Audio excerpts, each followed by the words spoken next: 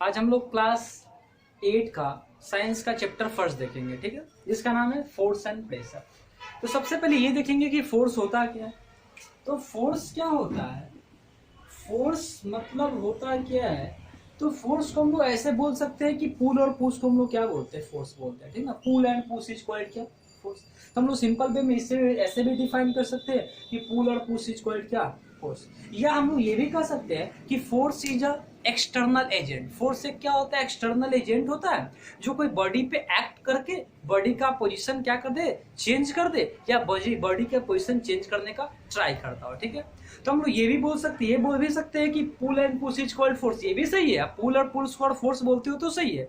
और ये भी हम लोग बोल सकते हैं कि फोर्स एक एक्सटर्नल एजेंट होता है जो कोई बॉडी पे एक्ट होके बॉडी का पोजीशन चेंज कर देता है या चेंज करने का ट्राई करता है, ठीक है। तो हम लोग क्या बोलेंगे कि force is an external agent who change the position of an object और try to change the position of an object. तो फोर्स का दो डिफिनेशन हो गया यहाँ पे। हम लोग क्या बोल सकते हैं कि pull and push is called force. Pull और पुश को हम लोग क्या बोलते हैं, फोर्स बोलते हैं। किसको बोलते हैं, फोर्स। पुल और पुश को क्या बोलते हैं, फोर्स बोलते हैं। या ये भी बोल सकते हैं कि फोर्स जो होता है क्या होता है, तो force is an external agent. Force से क्या होता है, एक्सटर्नल एजेंट होता है कोई चेंज, जो कोई बॉडी का पोजीशन क्या करता है, चेंज करता है। तो we change the position of an object, we change the position of an object or try to change the position of an object, ठीक है। तो आप क्या बोल सकते हो, आप ये भी बोल सकते हो कि पुल एंड पुश को फोर्स बोलते हैं।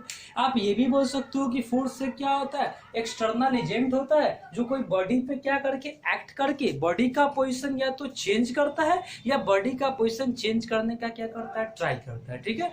जैसे हम मान लेते हैं हम इस मार्कर पे फोर्स लगा के ऊपर भेज दिए, फिर मार्कर नीचे आ गया, फिर ऊपर भेज दिए, मतलब मार्कर पे फोर्स लगा के मार्कर का पोजीशन हम क्या कर रहे हैं, चेंज कर रहे हैं। लेकिन वही इस बोर्ड का हम फोर्स लगाएंगे तो क्या बोर्ड का पोजीशन चेंज होगा, तो बोर्ड का पोजीशन चेंज नहीं होगा। मतलब क्या, हम फोर्स लगाकर बॉडी का पोजीशन चेंज कर सकते हैं या बॉडी का पोजीशन चेंज करने का ट्राई कर सकते हैं। तो ये यहाँ पे मैंने लिखा है कि फोर्स एक एक्सटर्नल एजेंट होता है जो बॉडी का पोजीशन चेंज कर देता है या चेंज करने का ट्राई करता है। या सिंपल वे में हम ये भी बोल सकते हैं कि पुश और पुल को हम लोग क्या बोलते हैं, फोर्स बोलते हैं, ठीक है। तो पुश और पुल को हम लोग क्या बोलते हैं, फोर्स बोलते हैं।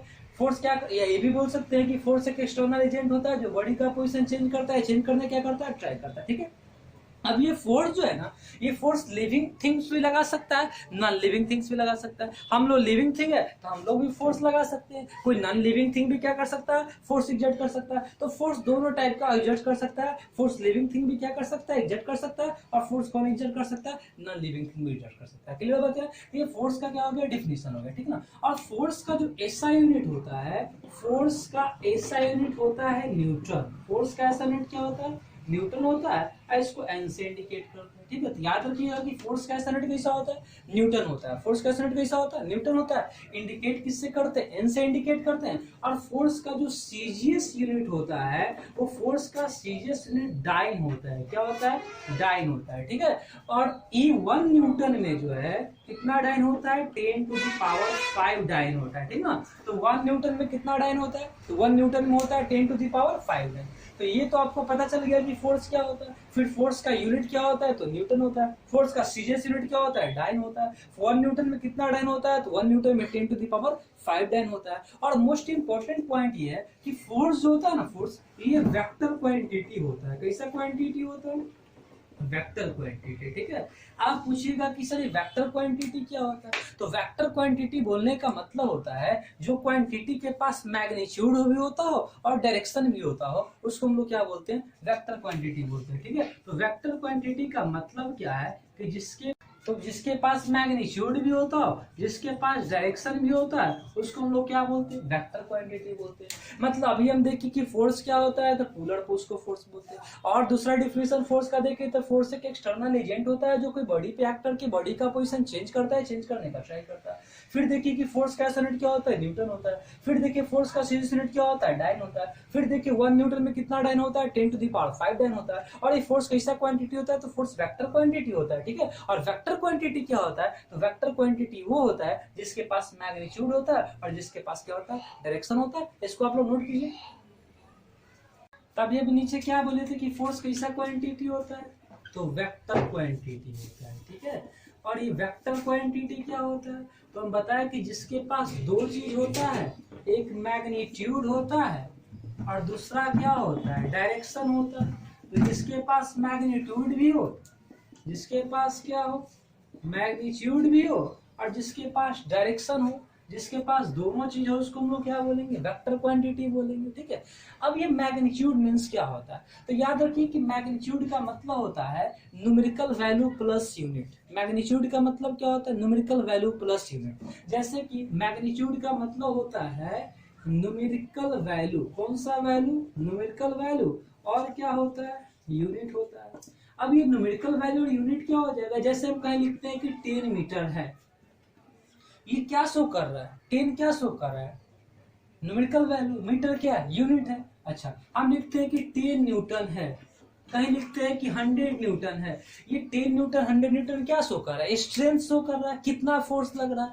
तो ये जो मैग्नीट्यूड होता है फोर्स में, तो मैग्नीट्यूड को हम लोग बोल सकते हैं कि it shows strength of force. यह क्या शो करता है? तो मैग्नीट्यूड के बारे में लिख सकते हैं STRE, स्ट्रेंथ ऑफ फोर्स को रिप्रेजेंट करता है। किसको रिप्रेजेंट करता है? स्ट्रेंथ ऑफ फोर्स को, ठीक ना, कि फोर्स का पावर क्या है? कम है, कि फोर्स का वैल्यू कम है, इसको रिप्रेजेंट करता है। अब डायरेक्शन क्या होता है? तो देखिए ये फोर्स जो होता है वेक्टर क्वांटिटी होता है, जो भी वेक्टर क्वांटिटी होता है उसका तो डायरेक्शन होता है, ठीक है। तो इसमें जब भी हम लोग फोर्स को कैलकुलेट करेंगे तो वहां पे भी हम डायरेक्शन याद रखेंगे, डायरेक्शन ध्यान में रख के कैलकुलेट करेंगे कि बॉडी कौन से डायरेक्शन में जा रहा है और किधर जा रहा है, ठीक है। तो ये किसके बारे में था? ये किसके बारे में था?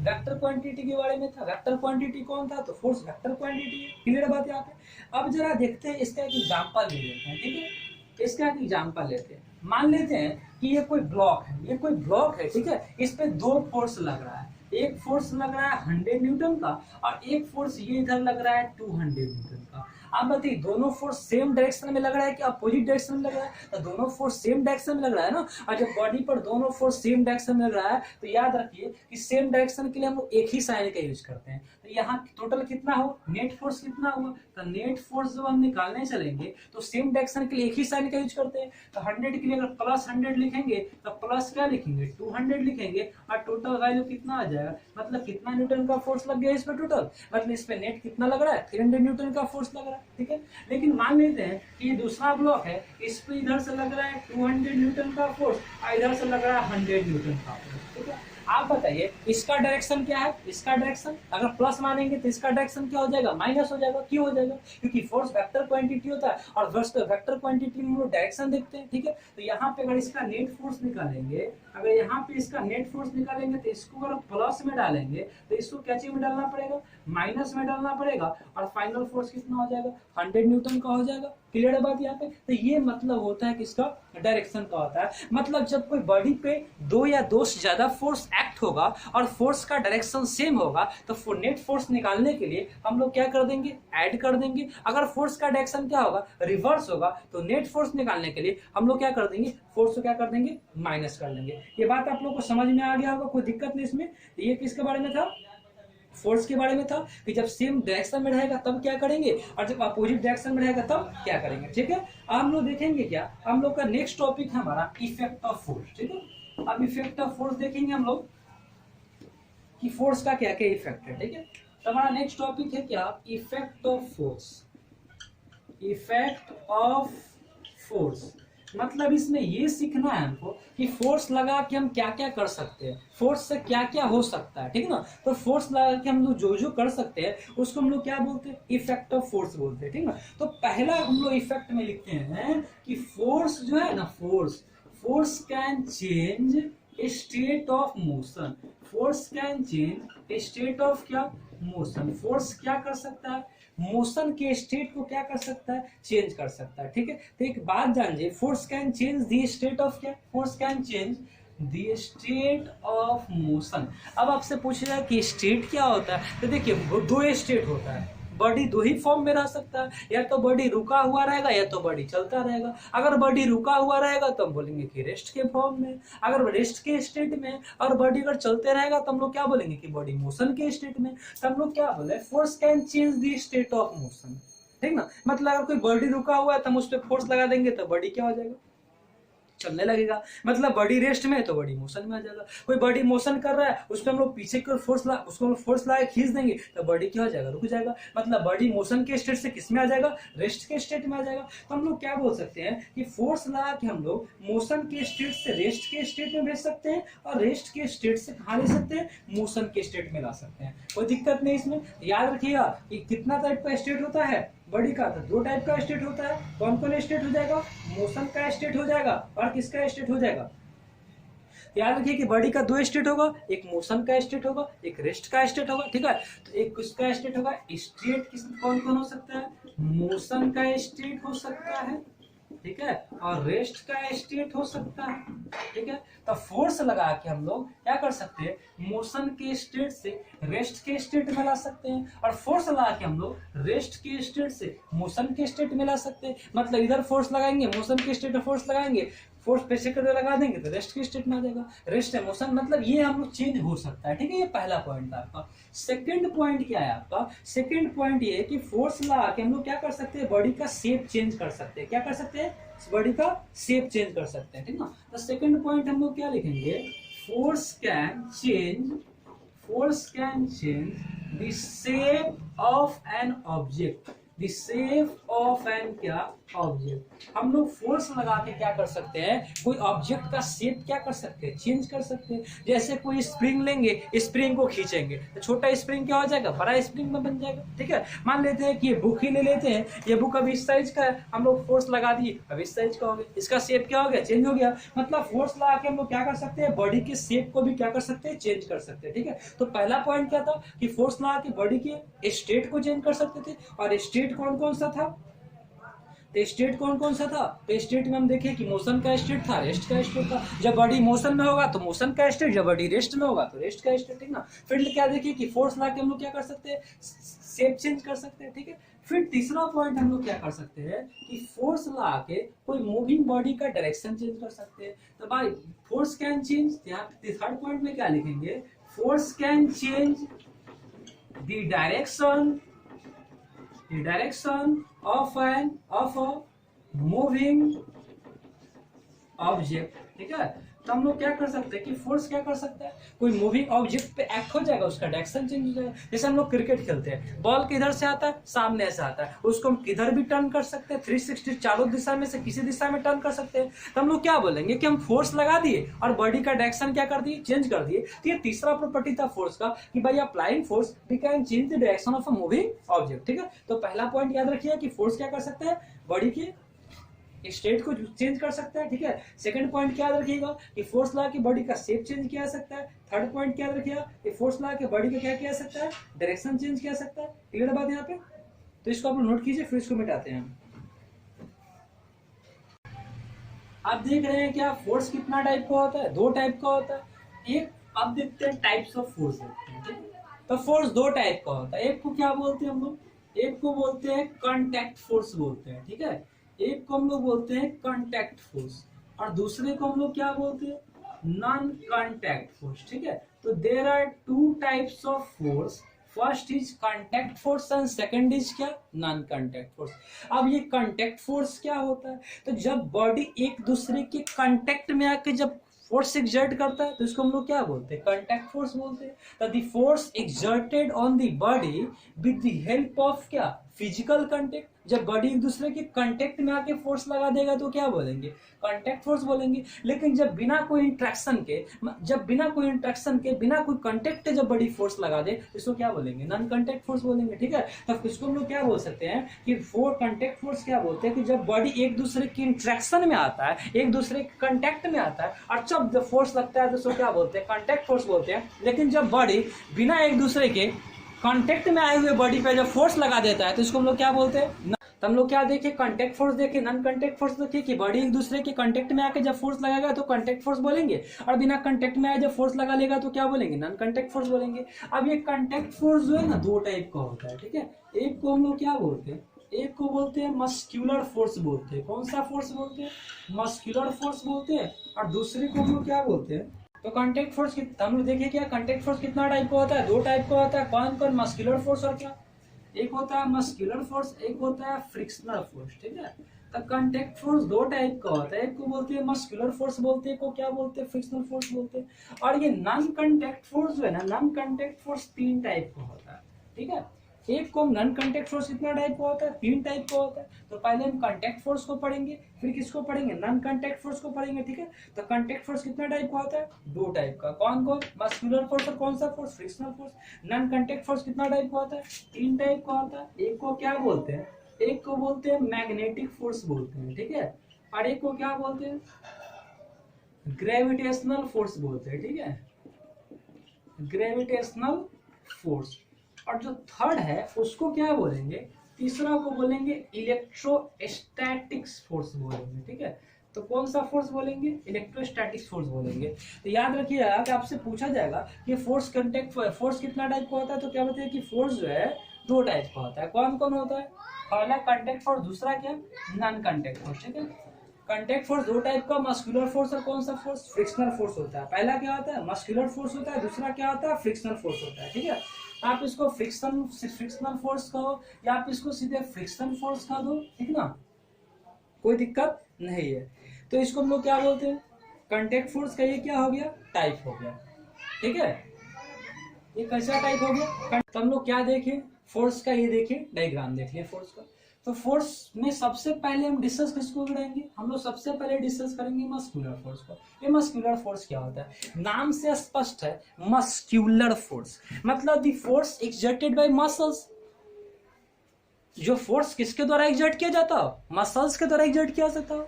आप सोच लीजिए जब मसल्स से कोई बॉडी पे फोर्स लगाएंगे तब मसल से बॉडी पे फोर्स कब लगेगा, मसल से बॉडी पर तभी फोर्स लगेगा ना जब एक दूसरे के कांटेक्ट में आएगा, तभी तो इसको कांटेक्ट फोर्स में डाला गया है। तो पहला याद रखिएगा मस्कुलर फोर्स को आप क्या बोलिएगा, the force exerted by muscles known as a muscular force. जो फोर्स कौन एग्जर्ट करता हो, मसल्स फोर्स एग्जर्ट करता हो, उसको हम लोग क्या बोलेंगे, मस्कुलर फोर्स बोलेंगे। क्लियर बात, तो the force exerted by muscles known muscular force. Clear बात। सेकंड पॉइंट क्या है, तो मस्कुलर फोर्स कांटेक्ट फोर्स की वजह समझ में आ गया, क्योंकि जैसे ही मसल से फोर्स एग्जर्ट होगा तो मसल से फोर्स कब एग्जर्ट होगा, जब बॉडी के एक दूसरे के इंटरेक्शन में आएगा, बॉडी के कांटेक्ट में आएगा, तभी तो क्या होगा, मसल से क्या होगा, फोर्स एग्जर्ट होगा। सेकंड पॉइंट क्या है, फ्रिक्शनल फोर्स क्या होता है, फ्रिक्शन फोर्स क्या होता है, ये सबसे इंपॉर्टेंट है, सबसे इंपॉर्टेंट फोर्स है, ठीक है ना।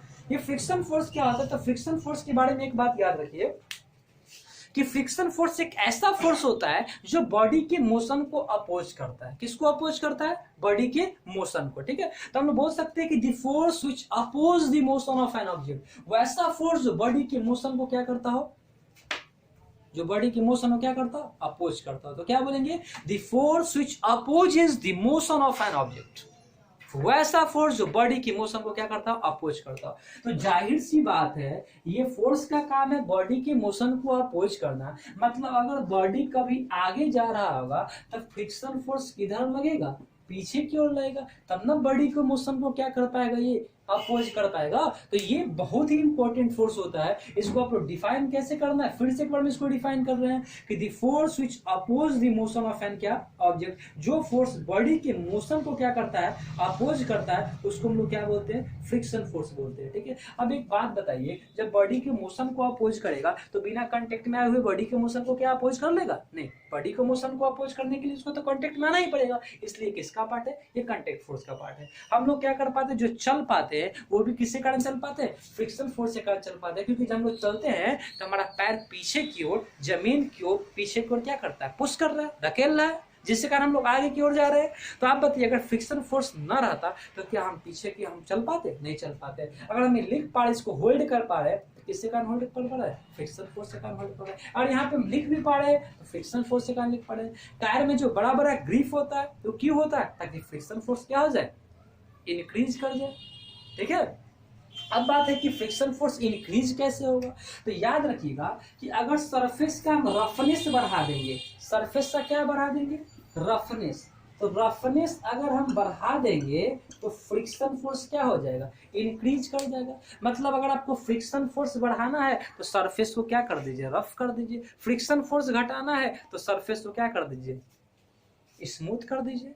ठीक है, तो आप बताइए ये जो हमारा बोर्ड है इसका तो क्या होगा, सरफेस कैसा है, स्मूथ है। सरफेस स्मूथ है तो इसमें फ्रिक्शन फोर्स क्या लगेगा, कम लगेगा। क्लियर है बात। तो ये बात के बारे में किसके बारे में था, फ्रिक्शन फोर्स के बारे में था। तो फ्रिक्शन फोर्स बहुत इंपॉर्टेंट फोर्स होता है। फ्रिक्शन फोर्स के बारे में सब बता लीजिएगा, कोई दिक्कत नहीं होना चाहिए। तो फ्रिक्शन फोर्स हो जाएगा। फिर हम लोग देखते हैं, फिर एक बार इसको डिफाइन कर देते हैं कि the force which oppose the motion of an object, जो फोर्स बॉडी के मोशन को क्या करता है, अपोज करता है, उसको क्या बोलते हैं, फ्रिक्शन फोर्स बोलते हैं। क्लियर बात है आप। अच्छा, हम लोग जो देखते हैं कि टायर में बड़ा बड़ा ग्रिप होता है, वो भी क्यों होता है, ताकि फ्रिक्शन फोर्स क्या हो जाए, इंक्रीज है। ट्रैक्टर के टायर में तो और बड़ा बड़ा ग्रिप होता है, क्यों होता है, ताकि फ्रिक्शन फोर्स ज्यादा लगे, क्योंकि ट्रैक्टर को चलना कहाँ होता है, खेत में चलना होता है। वहां का सॉइल कैसा होता है, लूज होता है। अगर वो ज्यादा कम फ्रिक्शन फोर्स लगाएगा तो टायर आगे बढ़ पाएगा, नहीं बढ़ पाएगा, वहीं घूमते रह जाएगा। ठीक है, इसलिए हम लोग क्या करते हैं, उसमें बड़ा बड़ा ग्रिप वाला टायर लगाते हैं। ठीक है, तो ये किसके बारे में था, फ्रिक्शन फोर्स के बारे में था। उम्मीद है आपको मस्कुलर फोर्स का फ्रिक्शन फोर्स समझ में आ गया होगा। ठीक है, फिर हम लोग देखेंगे नॉन कांटेक्ट फोर्स का पार्ट देखेंगे। तो नॉन कांटेक्ट फोर्स आपको हम पहले ही बता दिए कि वैसा फोर्स जो बॉडी की एक दूसरे की कांटेक्ट में आए बिना ही लग जाता है, उसको क्या बोलते हैं, नॉन कांटेक्ट फोर्स बोलते हैं। ठीक है, तो नॉन कांटेक्ट फोर्स का जो सबसे पहला टाइप है, इसको हम लोग क्या बोलते हैं, मैग्नेटिक फोर्स बोलते हैं। कौन सा फोर्स बोलते हैं, मैग्नेटिक फोर्स। अब ये मैग्नेटिक फोर्स क्या होता है, तो हम लोग मैग्नेटिक फोर्स, आपसे कोई पूछे व्हाट इज मैग्नेटिक फोर्स, तो हम लोग क्या बोलेंगे, the force exerted by magnet. जब मैग्नेट फोर्स एक्सर्ट करता है तो उसको क्या बोलेंगे, मैग्नेटिक फोर्स बोलेंगे। फिर क्वेश्चन आ जाएगा यहाँ पे कि ये मैग्नेट क्या होता है। जैसे मैग्नेटिक फोर्स के बारे में जानना होगा तो पहले तो हमें जानना होगा कि ये मैग्नेट क्या होता है। तो मैग्नेट पता करना होगा कि मैग्नेट क्या होता है। तो चलो मैग्नेट, हम क्योंकि मैग्नेटिक फोर्स को डिफाइन करना होगा तो सिंपल ऐसे ही बोलेंगे कि द फोर्स एक्सर्टेड बाय क्या, मैग्नेट्स। जब फोर्स कौन एक्सर्ट करता हो, मैग्नेट एक्सर्ट करता हो, उसको कौन सा फोर्स बोलते हैं, मैग्नेटिक फोर्स बोलते हैं। ठीक है, तो मैग्नेट क्या होता है ये देखते हैं। ठीक है, तो मैग्नेट क्या होता है, मैग्नेट एक सब्सटेंस होता है, और मैग्नेट एक ऐसा सब्सटेंस होता है जो मैग्नेटिक मटेरियल को अट्रैक्ट करता है। ध्यान से सुनिएगा बात, कि मैग्नेट एक सब्सटेंस होता है और मैग्नेट एक ऐसा सब्सटेंस होता है जो मैग्नेटिक मटेरियल को अट्रैक्ट करता है। किसको अट्रैक्ट करता है, मैग्नेटिक मटेरियल को। अब पूछिएगा कि यदि मैग्नेटिक मटेरियल क्या होता है, तो मैग्नेटिक मटेरियल का मतलब होता है, मैग्नेटिक मटेरियल में आपका आ जाएगा आयरन आ जाएगा, कोबाल्ट आ जाएगा, निकेल आ जाएगा। ठीक है, तो मैग्नेट में हम क्या बोलेंगे कि magnet is a substance which attract magnetic material. Magnetic substance होता है जिस मैग्नेटिक मटेरियल को क्या करता है, अट्रैक्ट करता है, और जिसको फ्रीली सस्पेंड करने पे, बार मैग्नेटिक केस में जिसको फ्रीली सस्पेंड करने पे जो हमेशा किधर आकर रुकता हो, नॉर्थ और साउथ डायरेक्शन आकर रुकता हो, उसी को हम लोग क्या बोलते हैं, मैग्नेट बोलते हैं। ठीक ना, तो मैग्नेट को डिफाइन हम कर देते हैं कि मैग्नेट एक क्या होता है, तो magnet is a substance. Magnet एक क्या होता है, सब्सटेंस होता है। ठीक है, व्हिच अट्रैक्ट मैग्नेटिक मटेरियल, जो किसको अट्रैक्ट करता है, व्हिच अट्रैक्ट मैग्नेटिक मटेरियल, जो किसको अट्रैक्ट करता है, मैग्नेटिक मटेरियल को अट्रैक्ट करता है। ठीक है, अब when it freely suspended,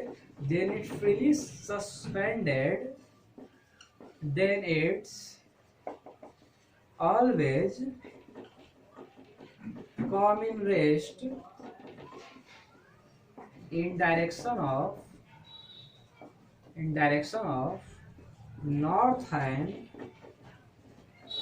of north and south. ठीक है, तो ये आप लोगों को दिख रहा होगा कि मैग्नेट क्या होता है। तो मैग्नेट को आप डिफाइन कर लीजिएगा कि मैग्नेट क्या होता है, तो मैग्नेट एक सब्सटेंस होता है। ठीक है, और मैग्नेट एक ऐसा सब्सटेंस होता है जो मैग्नेटिक मटेरियल को अट्रैक्ट करता है, और जिसको फ्रीली सस्पेंड करने पे जो कहाँ के रुकता है, नॉर्थ और साउथ में रुकता है। यही बात यहाँ पे लिखी है कि magnet is a substance, magnetic substance है। कैसा सब्सटेंस है, तो जो ऐसा सब्सटेंस है जो अट्रैक्ट करता है, किसको अट्रैक्ट करता है, तो मैग्नेटिक मटेरियल को अट्रैक्ट करता है। और क्या होता है, तो जब इसको फ्रीली सस्पेंड करते हैं तब क्या होता है, यह हमेशा किधर आके रुकता है, नॉर्थ एंड साउथ डायरेक्शन में। ठीक है, ये किसके बारे में था, मैग्नेट के बारे में था। तो अब मैग्नेट तो आपको समझ में आया कि मैग्नेट एक सब्सटेंस होता होगा। ठीक है, जो मैग्नेटिक मटेरियल को अट्रैक्ट करता होगा, आयरन को, कोबाल्ट को, निकेल को, जिसको हम लोग फ्रीली सस्पेंड करेंगे, मतलब हवा में लटकाएंगे उसको कोई थ्रेड के सहायता से, तो हमेशा किधर रुकेगा, नॉर्थ में रुकेगा तो साउथ में रुकेगा। ठीक है, ये बात था। और मैग्नेट जो फोर्स एग्जर्ट करता है ना, उस फोर्स को हम लोग क्या बोलते हैं, मैग्नेटिक फोर्स बोलते हैं, ठीक ना। तो हम लोग क्या बोल सकते हैं कि the force exerted by magnet known as a magnetic force. जब फोर्स कौन एग्जर्ट करता हो, जब फोर्स मैग्नेट एग्जर्ट करता हो, तो इसको हम लोग क्या बोलते हैं, मैग्नेटिक फोर्स बोलते हैं, ठीक है। अच्छा, अगर मान लेते हैं कि ये वाला हमारा, इसको जरा इरेज कर लेते हैं ताकि और कुछ हम लिख पाए, ठीक है। तो इसको इरेज करते हैं।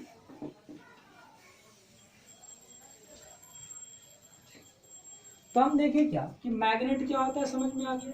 अब मान लेते हैं कि मैग्नेट का बहुत सारा टाइप होता है, ठीक है। जैसे जो सर्कुलर शेप का मैग्नेट होगा उसको सर्कुलर मैग्नेट बोलेंगे, जो रॉड शेप का मैग्नेट होगा इसको बार मैग्नेट बोलेंगे, जो इस शेप का मैग्नेट होगा उसको क्या बोलेंगे, यू शेप मैग्नेट बोलेंगे, ठीक है। तो हम लोग मेनली अभी इसी के बारे में पढ़े, केवल किसके बारे में पढ़े, बार मैग्नेट पढ़े। इसके पास दो पोल होता है, एक नॉर्थ पोल होता है, एक साउथ पोल होता है, ठीक है। इसको बोलते हैं नॉर्थ पोल बोलते हैं, इसको बोलते हैं साउथ पोल बोलते हैं, ठीक है। और याद रखिएगा कि अगर दो मैग्नेट ले ले और दोनों के नॉर्थ पोल को मिलाए, ठीक ना, तो नॉर्थ पोल को और नॉर्थ पोल को मिलाए या साउथ पोल को साउथ पोल को मिलाए, ठीक ना। तो ये दोनों कैसा पोल है, सेम पोल है। और सेम पोल जब भी मिलाएंगे तो उस कंडीशन में होगा रिपल्सन, क्या होगा, रिपल्सन होगा, ठीक है। तो याद रखिएगा कि सेम पोल को मिलाएंगे तो क्या होगा, रिपल्सन होगा, ठीक है। लेकिन अगर नॉर्थ साउथ को मिलाते, साउथ नॉर्थ को मिलाते, ठीक ना, डिफरेंट पोल को मिलाते, तो डिफरेंट पोल को अगर मिलाते तो यहाँ पे कैसा पोल है, डिफरेंट पोल मिल रहा है ना। तो डिफरेंट पोल को अगर मिलाते तो डिफरेंट पोल को मिलाने पे क्या होता है, अट्रैक्शन होता है, क्या होता है, अट्रैक्शन। तो मैग्नेट के बारे में इतना बात तो आपको याद रखना ही चाहिए कि मैग्नेट एक सब्सटेंस होता है, मैग्नेट एक ऐसा सब्सटेंस होता है जो मैग्नेटिक मटेरियल को अट्रैक्ट करता है, जिसको फ्रीली सस्पेंड करने पे हमेशा नॉर्थ और साउथ डायरेक्शन में आकर रुकता है। फिर बताइएगा कि मैग्नेट के अगर नॉर्थ पोल को मिलाएंगे या मैग्नेट के साउथ पोल को मिलाएंगे, मतलब सेम पोल को मिलाएंगे तो रिपल्सन होगा, मतलब एक दूसरे को क्या करेगा, रिपेल करेगा। और मैग्नेट के नॉर्थ को दूसरे मैग्नेट के साउथ के साथ, पहले मैग्नेट को साउथ को दूसरे मैग्नेट के नॉर्थ के साथ मिलाएंगे, तो यहाँ पर डिफरेंट पोल है और डिफरेंट पोल की कंडीशन में क्या होगा, अट्रैक्शन होगा। ये किसके बारे में था, मैग्नेट के बारे में था, ठीक ना। और मैग्नेट जो फोर्स एक्सर्ट करता है उस फोर्स को हम लोग क्या बोलते हैं, मैग्नेटिक फोर्स बोलते हैं। कौन सा फोर्स बोलते हैं, मैग्नेटिक फोर्स। तो मैग्नेटिक फोर्स समझ में आ गया होगा, ठीक है। हमारा जो नेक्स्ट फोर्स था उसको हम लोग डिस्कस करेंगे। हमारा नेक्स्ट फोर्स है ग्रेविटेशनल फोर्स है, ठीक ना। ये फोर्स सबसे ज्यादा इंपॉर्टेंट फोर्स है, ठीक है। इस फोर्स को हम लोग क्या बोल रहे हैं, इसका नाम हम लोग बोल रहे हैं ग्रेविटेशनल फोर्स, ठीक है। ग्रेविटेशनल फोर्स क्या होता है, तो ग्रेविटेशनल फोर्स के बारे में हम कह सकते हैं ना कि force of attraction between two massive particle. जब कोई दो मैसिव पार्टिकल के बीच, मान लेते हैं कोई एक मैसिव बॉडी है, फिर कोई दूसरा मैसिव बॉडी है, मान लेते हैं बॉडी का मास m है, फिर ये बॉडी का मास क्या है, m2 है, ठीक है। m1 है, इसका मास m2 है।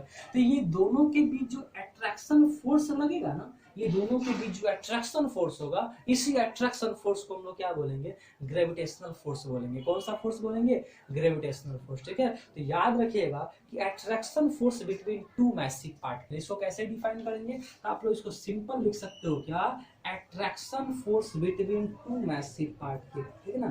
तो attraction force between two massive particle या two massive body, attraction force of two massive particle known as a कौन सा फोर्स, ग्रेविटेशनल फोर्स। कौन सा फोर्स बोलेंगे इसको, ग्रेविटेशनल फोर्स बोलेंगे, ठीक है। कौन सा फोर्स, तो attraction force between two massive particle को क्या बोलेंगे, ग्रेविटेशनल फोर्स बोलेंगे, ठीक है। और ग्रेविटेशनल फोर्स के बारे में सर आइजैक न्यूटन जो एक फार्मूला दिए थे, ठीक है।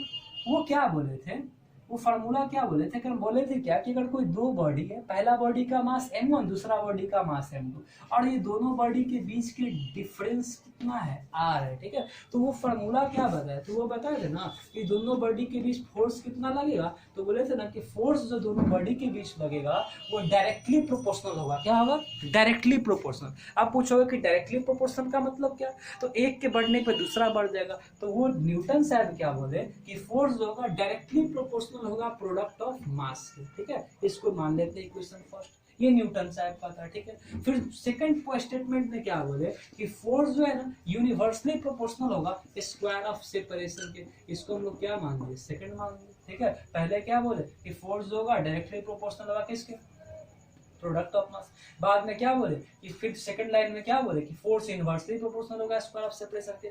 मतलब क्या है, इसको हम समझाते हैं। वो बोले ना कि अगर मास बढ़ेगा दोनों, जैसे ये 2 किलो है 5 किलो, अगर धीरे धीरे मास बढ़ाएंगे तो फोर्स भी क्या होगा, बढ़ेगा।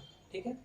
और दूसरे लाइन में क्या बोले थे कि दोनों के बीच अगर दूरी बढ़ाएंगे, डिस्टेंस बढ़ाएंगे तो फोर्स क्या होगा, कमेगा। याद रखिएगा इसको कि अगर क्या करेंगे, मास बढ़ाएंगे तो फोर्स बढ़ेगा फर्स्ट लॉ में, और क्या करेंगे, डिस्टेंस क्या करेंगे, बढ़ाएंगे तो फोर्स क्या होगा, कमेगा। और डिस्टेंस कमाएंगे तो फोर्स बढ़ जाएगा उल्टा। ठीक है। अब बताइए ये दोनों नियम से from equation first and second, ये दोनों को मिला के और ऐसे लिखा गया, force is directly proportional to m1 m2 universally proportional to r square. ठीक है। अब एक बात बताइए, फोर्स अब प्रोपोर्शनल का साइन हटा के इक्वल का साइन लेते, कांस्टेंट लिखते हैं और ये कांस्टेंट को g बोलते हैं, और हो जाता है m1 m2 by r square. ये किसका फार्मूला है, ये फोर्स का फार्मूला है। ठीक है। तो दोनों बॉडी के बीच में कितना फोर्स लगेगा, तो फोर्स लगेगा g m1 m2 by r square. ठीक है। एम मतलब क्या, मास फर्स्ट बॉडी का, m2 मतलब क्या, मास सेकंड बॉडी का, r मींस क्या, दोनों बॉडी के बीच का डिस्टेंस, और ये g जो होता है कांस्टेंट होता है। ठीक है। तो इसको बोलते हैं ग्रेविटेशनल कांस्टेंट। ठीक है। इसको क्या बोलते हैं, ग्रेविटेशनल कांस्टेंट, और इसका वैल्यू होता है 6.67 × 10⁻⁻11 न्यूटन मीटर स्क्वायर पर kg स्क्वायर। ठीक है। तो इसका वैल्यू भी आप लोग याद रखिएगा। ये कंप्लीट किसके बारे में था, ग्रेविटेशनल फोर्स के बारे में था। इसको नोट कीजिए आप लोग। ठीक है, नोट कीजिए इसको। अब जो फोर्स, अब जो देखेंगे फोर्स का जो लास्ट टाइप उसको देखेंगे, इसको क्या, इलेक्ट्रोस्टैटिक फोर्स। तो इसको अगर हम बोलना चाहे तो हम बोल सकते हैं कि अट्रैक्शन और repulsion force between to charge body.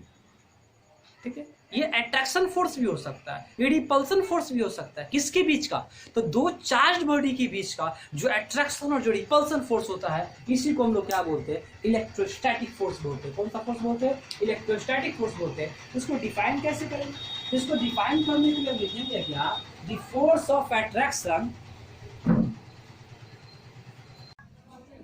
Electrostatic force क्या होता है, इलेक्ट्रोस्टैटिक फोर्स के बारे में देख सकते हैं। इसको डिफाइन करें, द फोर्स ऑफ अट्रैक्शन और repulsion, the force of attraction और रिपल्सन experienced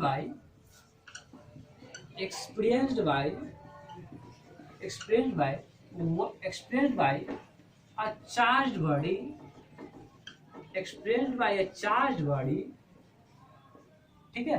तो क्या लिखे हम, द फोर्स ऑफ अट्रैक्शन और repulsion expressed by a charge body from another charge body, expressed by a charge body from another charge body, from another charge body is known as a electrostatic force, is known as a electrostatic force. ठीक है। इसमें हम क्या बोले, इसमें हमको पहले ही बता दिए थे कि यह फोर्स है, अट्रैक्शन भी हो सकता है, रिपल्सन भी हो सकता है। किसके बीच का, तो चार्ज बॉडी के बीच का अट्रैक्शन है, रिपल्सन होगा। तो हम लोग क्या बोले, द फोर्स ऑफ अट्रैक्शन और repulsion experienced by one charge body from another charge body, एक चार्ज बॉडी से, मतलब कोई दो चार्ज बॉडी के बीच जो अट्रैक्शन और रिपल्सन हम लोग जो एक्सपीरियंस करते हैं, उसी को क्या बोलते हैं, इलेक्ट्रोस्टैटिक फोर्स बोलते हैं। ठीक ना। तो इसमें एक बात याद रखिएगा कि इसमें केवल चार्ज बॉडी के बीच होगा। तो इसमें याद रखिएगा क्या, प्लस और माइनस चार्ज बॉडी है ना, तो ये दोनों के बीच हमेशा क्या होगा, अट्रैक्शन होगा। क्या होगा, अट्रैक्शन होगा। ठीक है। और याद रखिएगा कि माइनस और माइनस वाला बॉडी है, तो इसमें क्या हो जाएगा, इसमें भी क्या हो जाएगा, रिपल्सन हो जाएगा। और प्लस वाला भी बॉडी है, तो इसमें भी क्या हो जाएगा, रिपल्सन हो जाएगा। मतलब यहाँ भी वही कंसेप्ट है कि सेम चार्ज के बीच में क्या होगा, रिपल्सन होगा, और डिफरेंट चार्ज के बीच में क्या होगा, अट्रैक्शन होगा। क्लियर बात। ये आपका कौन सा फोर्स है, इलेक्ट्रोस्टैटिक फोर्स। हम लोग अपने नेक्स्ट क्लास में देखेंगे प्रेशर। आज के लिए इतना है।